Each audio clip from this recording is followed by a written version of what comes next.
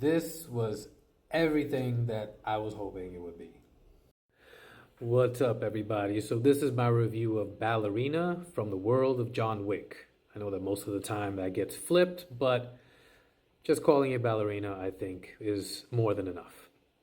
It's directed by Len Weiss, starring Ana de Armas, Norman Reedus, Angelica Houston, Ian McShane, and of course, John Wick himself, Keanu Reeves. Now, the premise of the movie, who really cares, to be honest? But just for the sake of, doing everything correctly, Ana de Armas is one of the ballerinas that trains everybody, including John Wick, to be very, very, very dangerous assassins. And somebody kills her father, and so she's going on basically a revenge spree to bring justice. Now, that's about it. Nothing else in this movie has any more depth to what I just described. And it's kind of what the John Wick verse, I should say, has become. It's a vehicle for action scenes, big action set pieces, whether it's with guns, whether it's with fighting, whether it's chases, in this case, grenades makes an appearance. And so you're going just for that. So if you're expecting something that has any kind of real emotional depth to it, you're not going to find it.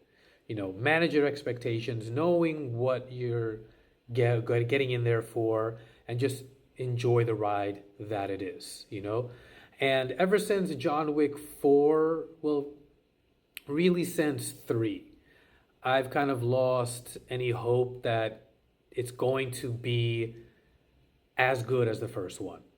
The first one is just perfect, and I've mentioned this many times over, but also there are a couple of moments in the first one that make it so superior to the rest of the movies in the franchise, including Ballerina. And it's a handful of scenes, and they're all very short. You have the scene in the very beginning of John Wick where it looks like he's gonna die. He's all shot up and broken up. And I guess he decides, okay, before I actually kick the bucket, I want to see my wife for the last time. And so he pulls out his phone and then he sees, a video that he made of his wife before she passed. Then there's also, the scene where he receives the dog, reads the letter that his wife wrote, before she passed away, of how important the dog is. So now you're invested in that. And then there's the scene where it looks like, okay, he's been captured, by the guys in the Russian mafia who he's killing, and they're trying to stop him from doing any more damage. And then he basically explains what the importance of the dog was and all of his anger and frustration with what happened, that, his dog gets killed and his car gets stolen and all of that. That really paints a full picture of John Wick, and then you really kind of invest in his journey because of that. Everything after that, 2, 3, and 4, they just kind of discard it, and even though they might hint at it a little bit, it's really just that. It's no more than a hint. And it's like, all right, let's fill up this space before we get to the next action sequence. And there was part of me when I saw the beginnings of Ballerina, it looked like they might go in that direction because the first third, I would say, of the movie is a lot of build up. There's, and just for the sake of, the timeline, Ballerina takes place between John Wick 3 and 4. So there's this moment where you see John Wick and Angelica Houston's character, who's kind of in charge of the whole Ballerina company, walking on the stairs, which is directly from John Wick 3. And so, you see her training, and the training sequences are great. I'm a huge fan of training sequences. I like how you really do see that, for the most part, it's Ana de Armas doing those things. And so I appreciate that. But after that, it's just kind of like, all right, let's get to the next thing. Let's get to the mission. Let's get to, the step-by-step journey of the revenge tour. And, see what kind of wild situation she's going to be in. It does not disappoint with those action sequences at all.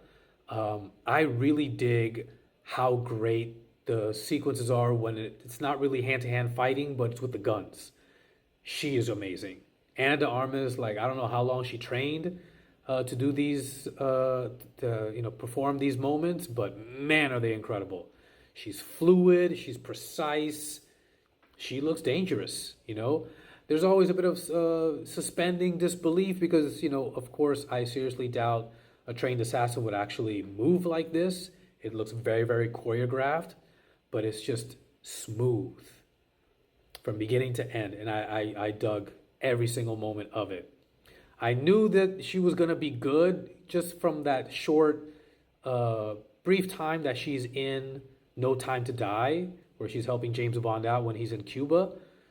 But I didn't know like it was going to be this good when she was Ballerina. And so, like I said, the depth of the story, the emotional journey of the character of Ballerina is very thin. Don't expect there to be, there's no Oscar nominations for performances in this one. But as far as action sequences and stunts, this is right up there with any of the best moments in the John Wick franchise. It definitely lives up to it. Anyways, what about you guys? Let me know what you think in the comments below. Smash that like button, give me a follow, and I'll see you guys next time.